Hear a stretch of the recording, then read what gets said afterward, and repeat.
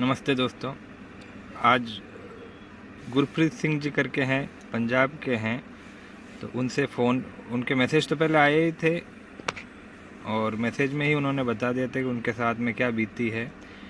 Tractor वाले note और 10 रुपये वाले नोट के चक्कर में क्या हुआ करके।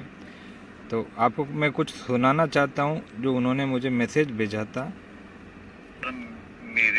मेरे साथ ना बहुत सारे फ्रॉड हो गए हैं और मैं कम से कम 70-80 हज़ार के करीब फ्रॉड करवा चुका हूँ सर। तो मेरे को कोई भी असली बायर नहीं मिल रहा और रजिस्ट्रेशन फीस मांग रहे हैं, मगर बाद में ये करवाओ वो करवाओ, ऐसे ऐसे करके बहुत फ्रॉड हो गए सर। तो सर मेरी हेल्प। तो इन्होंने क्या कहा कि इनके साथ फ्रॉड हो गया है 70-80 हज़ार रुपये का। और इसके बाद में इन्होंने मुझे फ़ोटो भेजी थी, तो मैंने उनको कह भी दिया था कि जो आपने जो फ़ोटो भेजी है वो कोई अधिक मूल्य रखते नहीं है, तो इनको बेचने के चक्कर में ना जाए। तो आज उनका मैसेज आया सवेरे कि मुझे है ना ये बेचने हैं और आप रजिस्ट्रेशन फ़ीस कितना लेते हो। तो मैंने उनको फिर फ़ोन लगाया, उनको बोला मैंने कि पहली बात तो क्या है कि रजिस्ट्रेशन फ़ीस ऐसा कुछ होता नहीं है, और जो आप जो रियल बायर की जो खोज कर रहे हो ना वो कभी नहीं मिलेगा। क्योंकि जो लाखों रुपए का ऑफ़र देता है ना वो कभी आपसे पैसा लेने के लिए आपको लाखों लाखों रुपए का ऑफ़र दे रहा है, क्योंकि एक्चुअल वैल्यू इतनी है नहीं। और इनको मैंने बताया भी था कि देखो आप है ना ऐसे फ्रॉड के लोगों के चक्कर में मत पड़ो, फंस जाओगे। और ऑलरेडी आप 70-80 हज़ार रुपये आप कम कर चुके हो खुद के।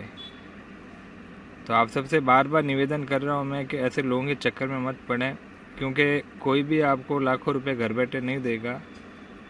झूठ के सिवाय और कुछ नहीं रहता नहीं है उसके पास। और फीस के नाम से वो आपके हर जगह फीस के नाम पे, टैक्स के नाम पे, जीएसटी के नाम पे कुछ ना कुछ आपसे लेता रहेगा। तो आज इनसे बात हुई तो उन्होंने भी, उनको भी समझाया मैंने कि देखो ये बातें ऐसी है कि आर्थिक तंगी है बराबर, लेकिन ऐसे कोई आपको रातों रात कोई आके आपके पास जो पुराने सिक्के और नोट है वो लाखों में ख़रीदेंगे। आप एक बार ट्राई करना आपके आस पड़ोसी वालों से भी कि भाई आपके पास जो नोट और सिक्के पड़े हैं ना वो उनके पास है या नहीं है। क्योंकि आपके पास है और उनके पास भी है तो वो तो हर घर में मिलेगा, कॉमन तो हो ही गया है ना वो तो अगर हर घर में मिलेगा तो उसके लाखों रुपए की कीमत कैसे होगी। तो मैं बार बार वीडियो बना के डाल रहा हूँ कि आप है ना इसके बारे में सोचो समझो। जो बीत गया जो बीत गया, जो पैसे गए वो गए, लेकिन आगे से तो आप ऐसा मत करो। क्योंकि आप सोचते हो कि मैं वापस कुछ कोई भी बिकेगा तो मैं कमा लूँगा करके या पैसे मिल जाएंगे, वो पैसे तो मिलेंगे नहीं। क्यों कि आपको जो ऑफ़र मिल रहा है ना वो बहुत ज़्यादा ही ऑफ़र दे रहे हो। क्यों ऑफ़र ज़्यादा क्यों देते हैं, तो उनको तो ख़रीदना तो है नहीं ना भाई। जो चीज़ अगर उनको ख़रीदना ही नहीं है, लाख रुपए का करोड़ रुपए भी अगर वो बोलेगा तो उसके घर का क्या जा रहा है। रजिस्ट्रेशन फ़ीस के नाम पे तो आपके जा रहा है, जीएसटी के नाम पे आपके पैसे जा रहे हैं। तो निवेदन रहेगा कि सोचो समझो कि अनजान लोगों के मीठी मीठी बातों में मत फंसो। लालच के चक्कर में ही लापरवाह हो जाते हैं, क्योंकि अनजान आदमी को क्या है, वो कहते हैं उसके खाते में पैसे डलवा देते हैं। तो ऐसा मत करो, ध्यान रखो। क्योंकि आप आर्थिक तंगी का कह रहे हो कि भाई मुझे पैसों की ज़रूरत है, तो पैसों की ज़रूरत है तो फिर उसको पैसे क्यों भरा रहे हो। क्योंकि वो पैसे जाते ही क्या कि आपके जो आप कह रहे हो आर्थिक तंगी है, तो उसमें तो और ज़्यादा ही ज़रूरत हो गई ना आपके। तो लालच में मत पड़ो आप कि कोई आके अपने को 5-10 लाख रुपए देगा करके। तो ये सिर्फ लालच है, लालच के सिवाय कुछ नहीं है। जो कॉमन है, जो भारत के हर घर में नोट और सिक्के मिल जाते हैं, तो उनकी लाखों रुपए के ऑफ़र देते हैं।